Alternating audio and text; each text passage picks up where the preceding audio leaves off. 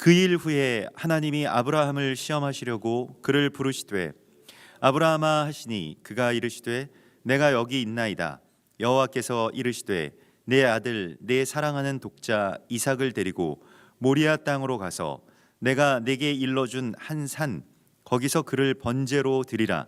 아브라함이 아침에 일찍이 일어나 나귀의 안장을 지우고 두 종과 그의 아들 이삭을 데리고 번제에 쓸 나무를 쪼개어 가지고 떠나 하나님이 자기에게 일러주신 곳으로 가더니 제3일에 아브라함이 눈을 들어 그곳을 멀리 바라본지라. 이에 아브라함이 종들에게 이르되 너희는 나귀와 함께 여기서 기다리라. 내가 아이와 함께 저기 가서 예배하고 우리가 너희에게로 돌아오리라 하고 아브라함이 이에 번제 나무를 가져다가 그의 아들 이삭에게 지우고 자기는 불과 칼을 손에 들고 두 사람이 동행하더니 이삭이 그 아버지 아브라함에게 말하여 이르되 내 아버지여 하니 그가 이르되 내 아들아 내가 여기 있노라. 이삭이 이르되 불과 나무는 있거니와 번제할 어린 양은 어디 있나이까. 아브라함이 이르되 내 아들아 번제할 어린 양은 하나님이 자기를 위하여 친히 준비하시리라 하고 두 사람이 함께 나아가서 하나님이 그에게 일러주신 곳에 이른지라.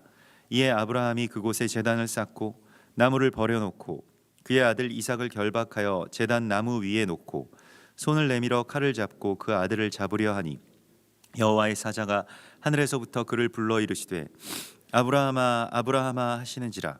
아브라함이 이르되 내가 여기 있나이다 하매 사자가 이르시되 그 아이에게 내 손을 대지 말라. 그에게 아무 일도 하지 말라.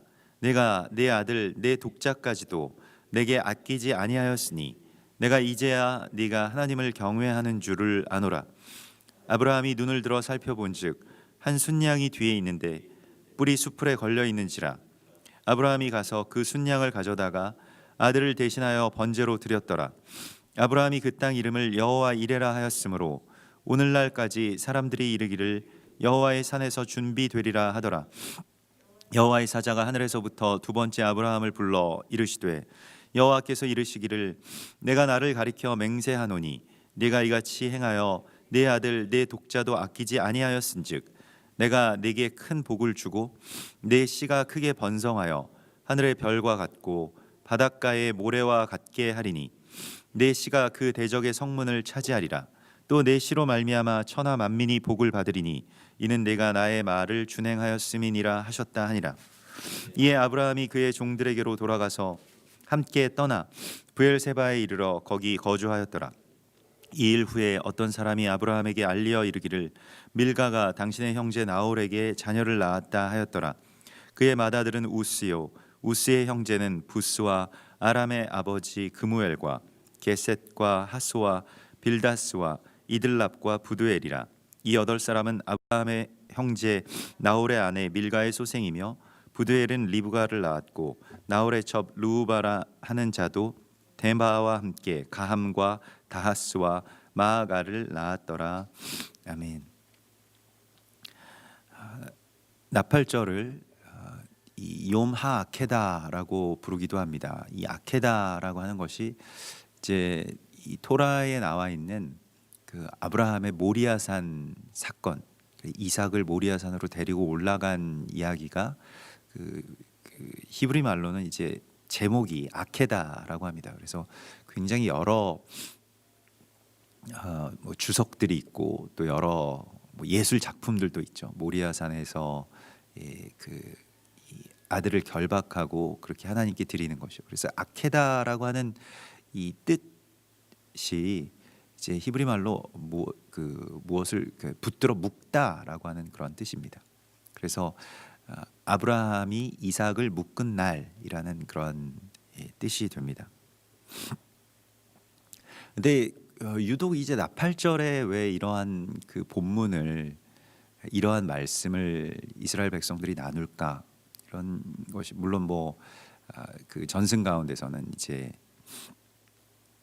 나팔절에 모리아산에 아브라함이 올라갔다 이런 어떤 전승 때문이 표면적인 이유이겠습니다만은 그러나 이 나팔절이라고 하는 것 모든 해의 시작이고 한 해가 시작되는 그런 시점이고 아주 기쁨과 설레임과 또 꿈을 꾸는 뭐 그러한 그 시점 가운데서 굳이 이 가장 어찌 보면 우리 자신이 없는 부분, 그러니까 가장 정말 할 수 없을 것 같은 그 믿음의 사람의 이야기를 우리에게 보여주시죠. 그게 바로 아브라함과 이삭이 모리아 산으로 올라가는 그 이야기입니다.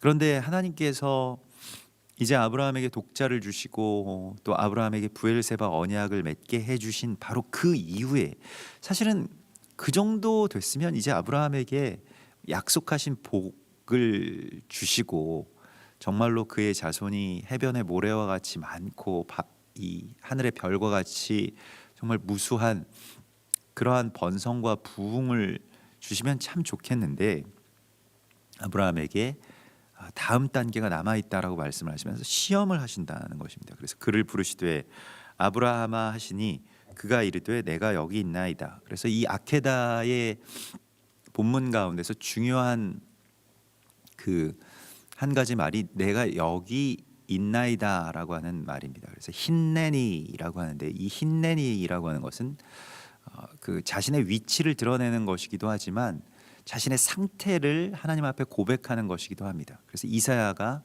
하나님 누가 우리를 위하여 갈꼬라고 하는 하나님의 탄식을 이 성전에서 들었을 때에 내가 여기 있나이다, 힌내니라고 그렇게 고백을 하죠. 그래서 힌내니라고 하는 것은 하나님이 어떤 특별한 사명으로 부르실 때 우리가 하나님께 응답하는 어떤 그러한 대답입니다. 내가 당신의 말을 들을 준비가 되었습니다. 당신의 뜻을 따를 그러한 결단이 나에게서부터 있습니다 라고 하는 것을 고백하는 것이 제가 여기에 있습니다 라는 그러한 고백이죠.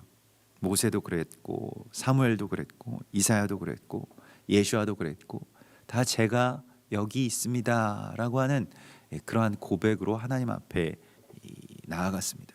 그래서 나팔절은 우리가 주님의 부르심에 이 힌내니로 응답하는 날입니다.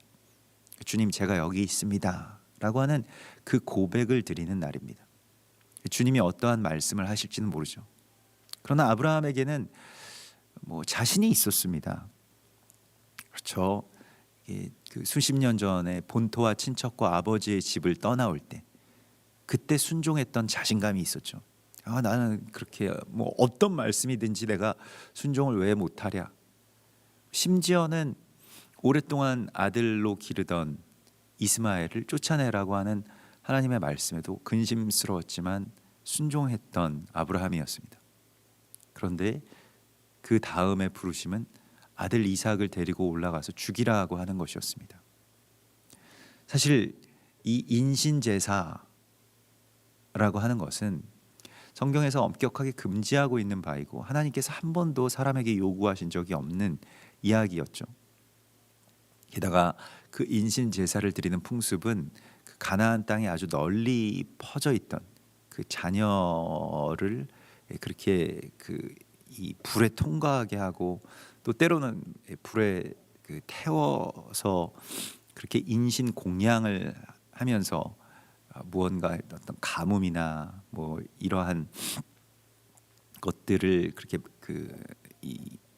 막고 자신들의 어떤 번성을 위해서 그 자녀들을 불에 집어넣는 어떤 그런 인신 제사의 풍습들이 있었기 때문에 아브라함에게는 굉장히 그 이해가 되지 않고 뭐 마땅히 거부해야 될 하나님의 그런 사명이기도 했습니다. 또 다른 측면에서는 하나님께서 약속하신 언약의 정면으로 배치되는 이야기이기 때문에 이게 하나님의 음성인지 아닌지, 자기 안에서 그냥 이것을 소멸시켜야 되는지 그냥 무시해 버려야 되는지에 대해서도 굉장히 혼란스러웠습니다. 그런데 아브라함이 하나님 앞에 제가 여기 있습니다 라고 할 때에 하나님께서 네가 사랑하는 독자 이삭을 데리고 모리아 땅으로 가서 내게 일러준 한 산 거기서 그를 번제로 드리라고 말씀하셨을 때, 이 모리아라고 하는 곳으로 이제 네가 올라가라고 하셨을 때 아브라함이 뭐 그 사명이나 언약의 어떤 그 전체의 이유를 다 이해할 수는 없었습니다. 모리아라고 하는 곳은 이제 뭐 우리가 모리아 산으로 그렇게 알려져 있습니다. 근데 여기서는 모리아 지역, 그러니까 모리아 땅으로 가서 거기에 한 산에 올라가라. 모리아라고 하는 곳이 사실은 예루살렘을 말하는 것이고요. 모리아라고 하는 이름이 여호와 앞에 보여진다라고 하는 뜻입니다. 그래서 이스라엘 백성들은 이 매해 절기가 되면 세 차례씩 하나님 앞에 자기 자신을 보이라고 말씀을 하십니다. 그러니까 이게 하나님 앞에 나온다, 하나님 앞에 보인다라고 하는 것은 그냥 단순한 출석의 의미를 그렇게 지니는 것이 아닙니다. 우리가 군대에서도 아침마다 그 지휘관 앞에 가서 자기 자신을 보이게 되어 있는데 그걸 이제 점호라고 하죠. 이렇게 보인다라고 하는 것은 뭐 생존을 신고하는 것이기도 하지만 내가 이제 다시 그 명령에 따라서 살고 죽을 준비가 되어 있습니다라고 하는 그러한 결단의 표현이기도 하죠. 그래서 주님 앞에 우리가 보인다, 그리고 주님께 내가 여기 있나이다라고 고백하는 것이 나팔절의 우리의 자세이고 또 사실은 절기의 의미라고 할 수가 있겠습니다. 주님 앞에 보이는 것이죠. 그곳이 바로 모리아입니다. 하나님 앞에 보여지는 바로 그곳으로 올라오라고 말씀을 하십니다.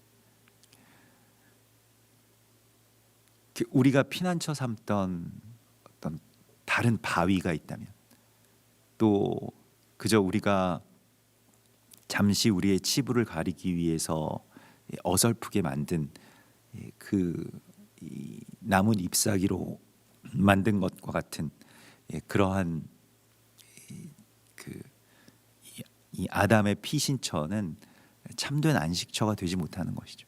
주님 앞에 나오는 것, 네가 어디 있느냐라고 할 때 주님 제가 여기 있습니다라고 그렇게 고백할 수 있는 그러한 고백을 하나님 앞에 드리는 것, 그것이 이 나팔절의 부르심에 대한 우리의 응답입니다. 그래서 주님께 자기 자신을 보여드린다라고 하는 것이요. 그래서 내가 이렇게 뭐 자기 모습 그냥 그대로 내가 뭐 아주 대단한 어떤 성취가 있는 것도 아니고 또 대단한 어떤 그런 열매를 가지고 있지도 못하지만은 그러나 주님 앞에 이와 같이 나옵니다. 주님 앞에 제가 이렇게 보여지기를 원합니다. 라고 하는 것. 주님 앞에 내가 어떤 모양으로 보여지기를 원하는가. 거기에 대하여서 하나님께서는 아브라함과 같이 또 이사야와 같이 사무엘과 같이 그저 주님이 어떤 말씀을 하실지는 몰라도 내가 순종하겠습니다 라고 하는 그 고백의 보여짐을 하나님 앞으로 드리라고 말씀을 하십니다. 그런데 하나님께서 정말로 받아들이기 어려운, 또 끔찍하기도 하고, 사실 하나님이 오래전부터 약속하시고 그리고 그 언약에 따라서 키워왔던 그 꿈을 드디어 실현하는 어떤 그런 단계 가운데 들어가게 되었는데, 이제 이삭이 젖을 때고 어느 정도 장성한 때였습니다.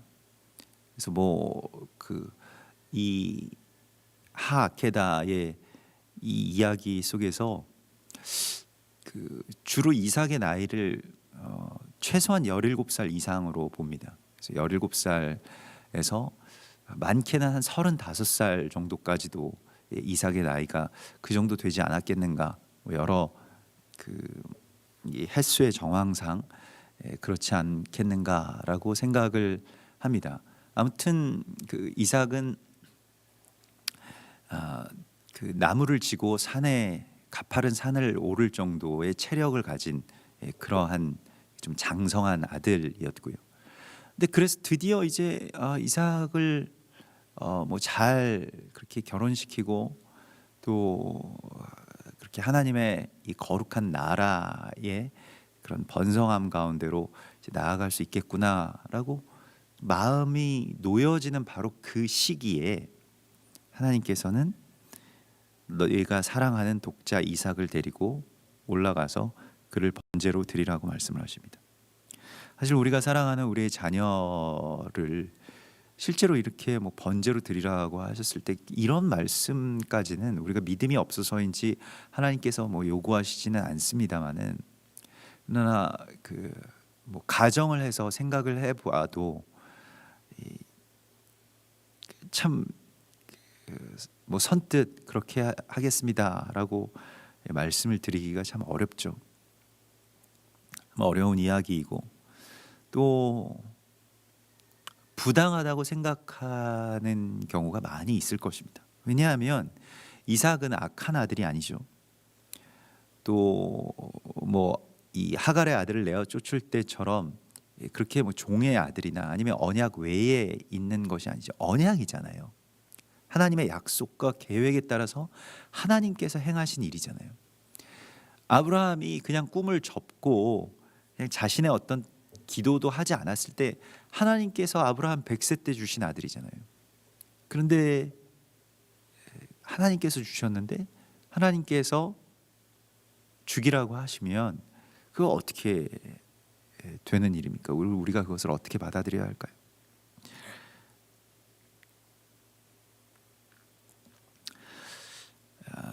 오늘 이 3절의 말씀을 보면 아브라함이 아침에 일찍이 일어났다라고 나옵니다. 그리고 아브라함이 여기서 아브라함의 순종의 그 기술을 우리가 보게 되는데요. 아브라함 믿음의 사람이고 순종의 사람이기 때문에 이 기술을 보게 되는데, 이 참 귀한 어떤 지혜 가운데 하나인데, 아브라함이 이 아케다의 이야기 속에서 자기 생각을 갖지 않습니다. 하나님께서 그렇게 말씀을 하시면 이게 좀 우리로 치면 아무런 생각이 없다라고 하는 것은 좀 위험하기도 하고 모자란다라고 생각하는, 그렇게 판단하는 그러한 일이기도 한데요. 그냥 아침에 일찍 일어나서 나아갑니다. 이게 정말 뭐 어떻게 보면 순종을 위해서만이 움직이는 사람처럼 보여집니다. 나귀의 안장을 지우고 두 종과 그의 아들 이삭을 데리고 그리고 번제에 쓸 나무를 그저 묵묵하게 쪼개기 시작하죠. 거기에 두 종과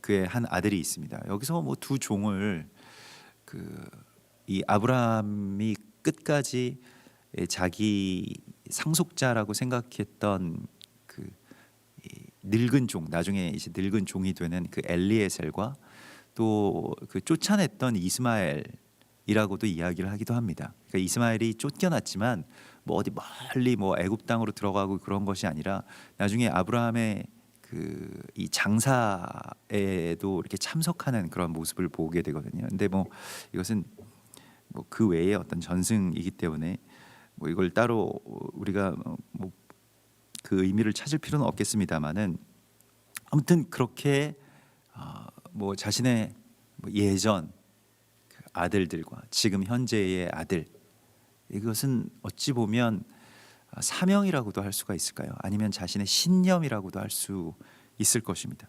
그것을 가지고 하나님 앞에, 하나님의 산에 바치기 위해서 나아가는 것이죠. 그래서 우리는 이 아이와 함께, 내가 이 아이와 함께 올라가서 예배하고 우리가 너희에게로 돌아오리라라고 그렇게 아브라함이 말을 하죠. 3일 길을 가게 되고요. 그리고 3일째 되는 날에 약속의 산을 바라보았다라고 그 4절의 말씀에 나옵니다. 그래서 그것이 모리아, 곧 예루살렘, 또 골고다이고, 그곳으로 아브라함이 이 3일 길을 걸어서 나아가는 장면을 만나게 됩니다. 그래서 훗날 예수께서 그렇게 이 세상을 위해서 산 제물로 바쳐지실 바로 그 장소였고, 그 언약의 핵 가운데로 들어가게 됩니다. 아버지의 마음으로는 도저히 할 수 없는 그 아들을 내어 드리는 바로 그 이야기가 아브라함의 고백으로 하나님께 드려지게 됩니다. 사실 이 고백과 또 하나님의 응답이 십자가 사건으로 성취되는 것임을 우리는 압니다. 하나님 아버지의 마음, 그 아들을 내어주어서 세상을 구원하시는 그 하나님 아버지의 마음, 그 사랑을 우리는 압니다만은, 그러나 아브라함은 이 이삭을 바칠 때에 어떤 그 마음이었을지, 뭐 자신이 감당할 수 있는 어떤 그런 감정이나 아니면 자신이 그렇게 감당할 수 있을 만한 그러한 순복의 범위를 훨씬 넘어서는 하나님의 요구였기 때문에 뭐 적지 않은 갈등이 있지 않았을까, 근심이 있지 않았을까, 뭐 이런 생각을 하게도 되는데, 아브라함에게 있어서는 하나님께서 주신 이 아들을 하나님께서 데려가신다라고 한다면 그것을 하나님께 온전하게 그 내어드리는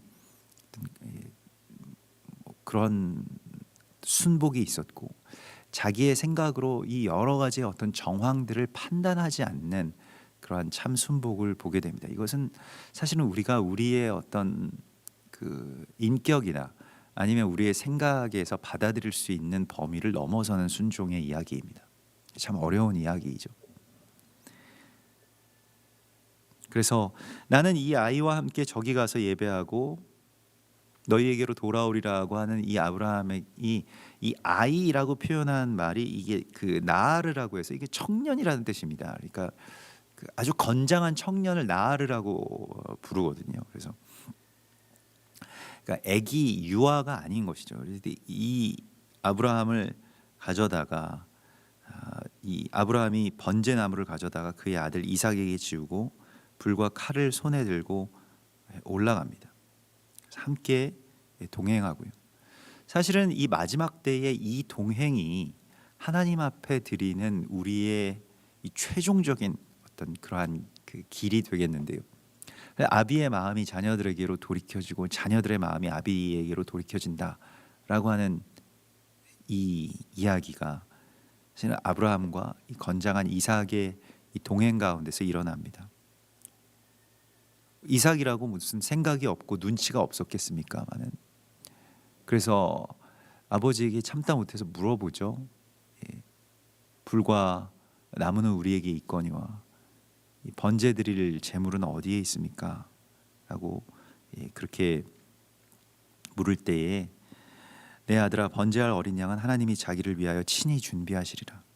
그래서 이것은 하나님 아버지의 그 주권 아래에 있다라고 그렇게 아들에게 알려주죠. 정말 자신의 아들을 쳐다보기조차도 어려운 그러한 마음이었을 것입니다. 번제할 어린 양을 자기를 위하여 친히 준비하시리라라고 하는 이 아브라함의 그러한 독백과 같은 고백은 사실은 하나님 아버지의 마음이 또 이 땅 가운데 당신께서 친히 준비하실 그 예수아에 대한 예언이 되었습니다마는, 당시의 아브라함에게 있어서는 그곳으로 올라가고 또 그곳에서 아들을 이렇게 결박하여, 이게 여기서 이제 아케다가 나오죠. 그래서 결박하여서 제단 나무 위에 올려놓는 바로 이 제사를 하나님께서 나에게 요구하신다면 어떻게 할까라고 하는 생각을 우리가 많이 갖게 됩니다. 일평생의 신념이, 일평생의 소망과 꿈이 하나님 앞에 드려져야 될 제물이라고 한다면 여러분은 어떠시겠습니까? 이게 굉장히 당혹스러운 일이고, 사실은 그런 일에 순종한다라고 하는 것이 오히려 부당하게 많이 여겨지겠죠. 근데 하나님께서 우리에게 부르시는 이 나팔절의 부르심에 이 모리아산의 부르심이 있고, 또 여기에 대하여서 우리가 내가 여기 있습니다라고 고백할 수 있다면 우리가 그 다음 단계로 나아갈 수 있음을 보여주십니다. 새로운 단계의 이야기인데요. 나는 새로운 단계 그런 것 필요 없고 그냥 이삭을 살리면 좋겠다 라고만 생각을 한다면, 아브라함도 이삭도 그 언약의 중심 가운데로 더 이상 들어가지 못했을 것입니다. 사실 여기서 어떠한 생각이나 판단이나 이해를 구한다라고 한다면 아무것도 얻지 못할 것입니다. 다만 순복을 하나님께서는 보시고 있습니다.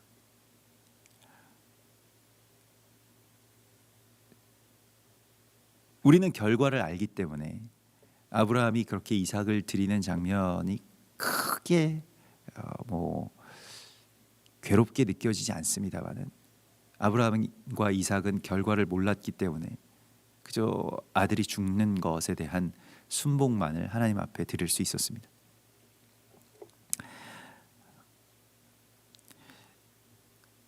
예전에 물론 이것과 비교할 수 있는 일은 아니겠습니다만은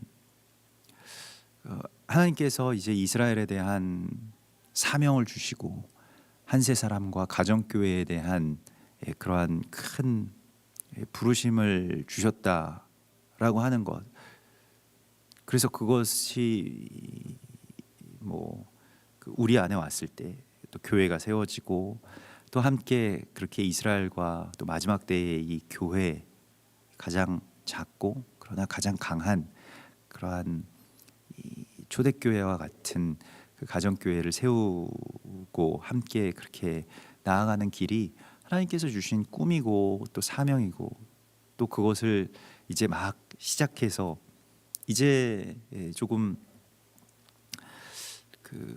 자라가는 그러한 시기 속에서 우리가 이곳에 오게 되었죠. 이 용인으로 옮기게 됐고 이사를 하게 됐고, 그때 이제 여러 일들이 있었던 것입니다만은 그러나 굉장히 크게 사명에 대해서나 이스라엘에 대해서나 가정교회에 대해서나 반발도 있고 또 반감도 있고 왜 굳이 그렇게 해야 되는가, 이스라엘에 대해서도 뭘 그렇게 치우쳐서 그걸 해야 되는가 이런 이야기들도 하고 그래서 이 성도분들도 굉장히 혼란스러워지고 좀 어려웠을 때가 있었죠. 근데 그때 하나님께서 주신 어떤 그 마음 가운데서 마치 이 모리아산에 아들 이삭을 데리고 올라가는 것처럼 다 가지고 올라가서 정말로 거기에서 이 제단에 묻고 찌르러 올라가라, 그런 말씀을 또 그런 마음을 주셨습니다. 그래서 원점에서 정말로 만약에 제가 하나님보다 더 사랑하는 어떠한 신념이냐 혹은 그것이 정말 좋은 일이라고 할지라도 이스라엘의 회복, 가정교회 회복, 이거 나쁜 일 아니지 않습니까? 또 하나님이 주신 꿈이고요.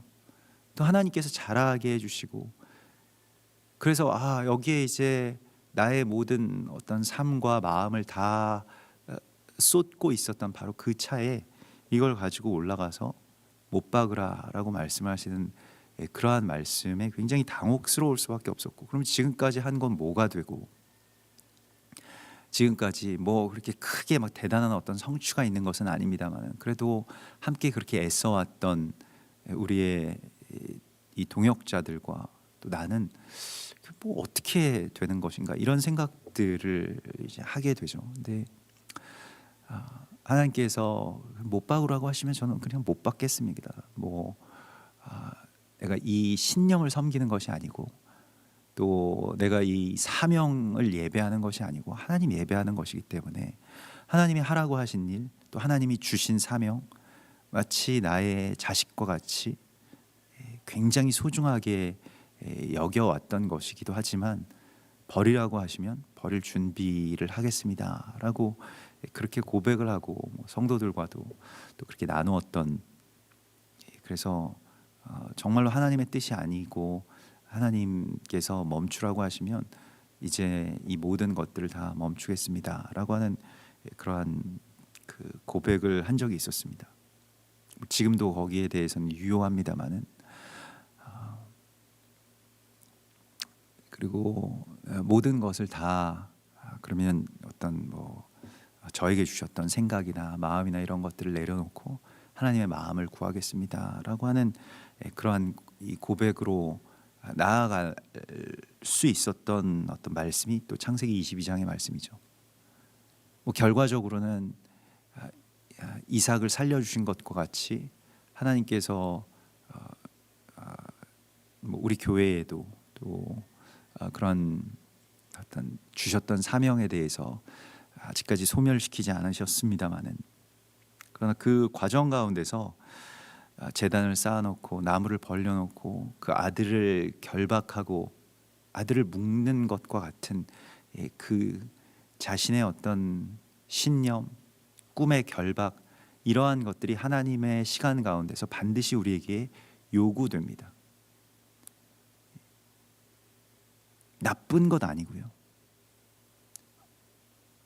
하나님의 뜻처럼 보이고 실제로도 하나님의 뜻이죠. 근데 그것이 나의 안에서 무언가 교묘하게 하나님의 자리를 잠식하고 있는 것들이 있다면 그것이 정말로 좋은 하나님의 사명이고 인류의 수건이라고 할지라도, 또 민족의 사명이라고 할지라도 내가 하나님 앞에 이것을 내어드릴 수 있는가만을 하나님께서 우리 가운데 집중하라고 말씀을 하십니다. 사명의 성취에 대해서는 꼭 내가 아니더라도 누군가를 통해서 하나님께서 행하실 것이겠습니다마는, 그러나 나의 순복은 하나님께 드려야 할 우리 자신의 몫이 됩니다.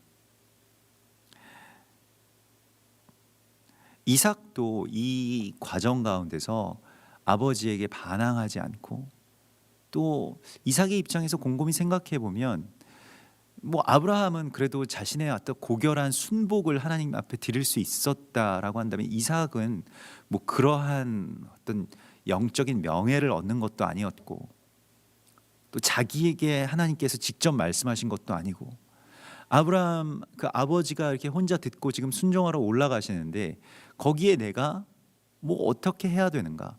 사실 여기서 가려져 있는 이 이삭의 순복은 아브라함의 순종 못지않게 굉장히 귀한 어떤 순복의 제사를 하나님 앞에 드리는 것을 보게 됩니다.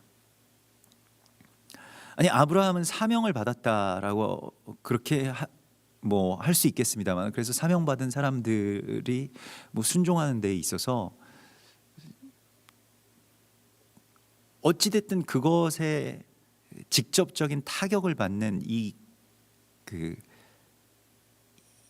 아들의 입장에서, 또 그것이 가까운 가족이나 동역하는 분들의 입장에서는 굉장히 어렵게 되는 일이죠.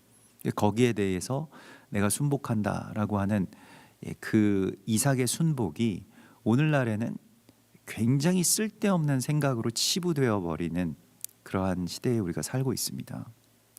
사실 한국 교회에서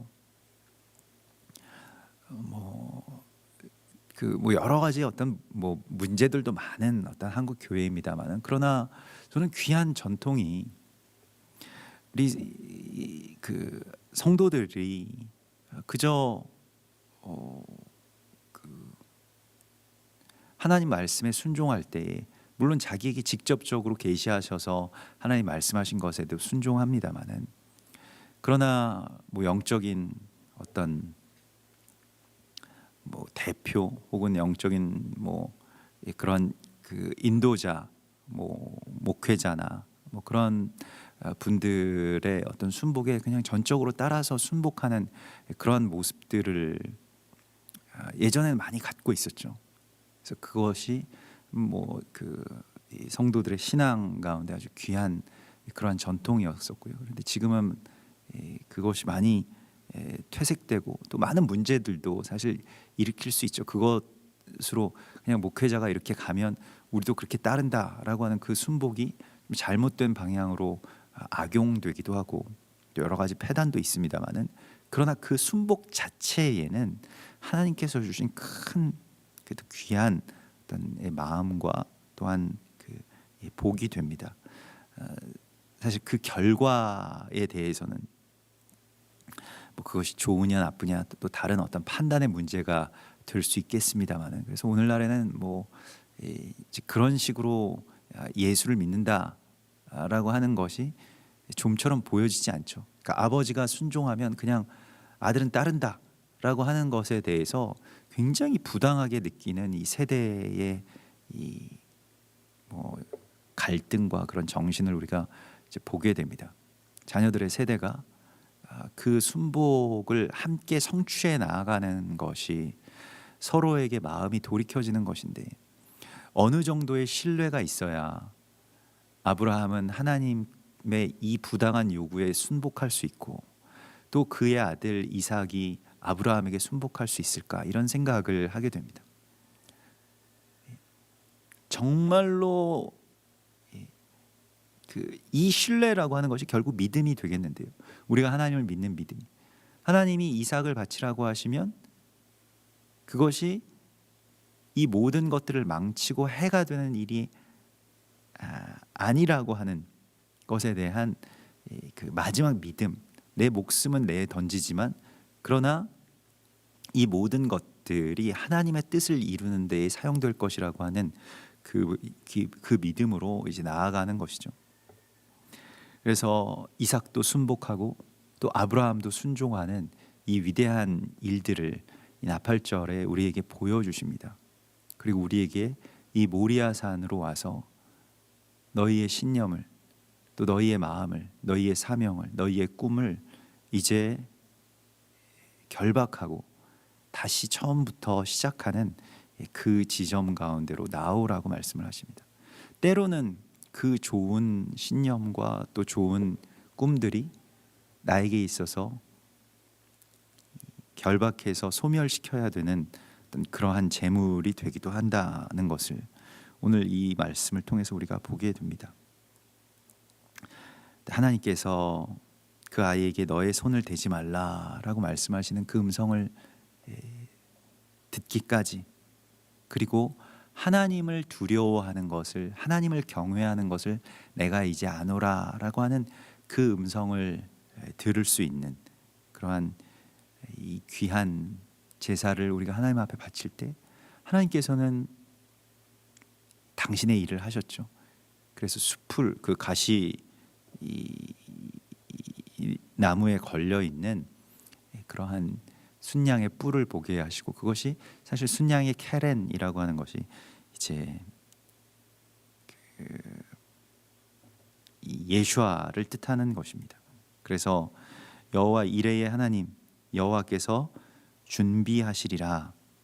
이레라고 하는 것이 주님께서 준비되리라, 이런 뜻이기도 하고요. 이레라고 하는 것이 모리아와 같은 어원, 그 라아에서 나오는 것인데 여호와께서 보여지시리라. 아브라함이 모리아 산에서 그 이삭과 함께 하나님 앞에 보여졌기 때문에 우리가 하나님 앞에 이와 같이 내가 여기 있습니다라고 보여졌기 때문에 하나님께서 이제 보여지실 것이다라고 말씀을 하시는 것입니다. 그래서 여호와 이레의 하나님은 하나님이 나타나실 것이다, 하나님이 너희 앞에 이제 당신을 드러내실 것이다라고 하는 그러한 말씀이고, 또 위대한 메시아 언약의 핵심이라고 할 수가 있겠습니다. 그래서 주님께서 보여지셔서 우리 가운데 나타나시고 그러한 역사를 이루실 것이라고 말씀을 하십니다.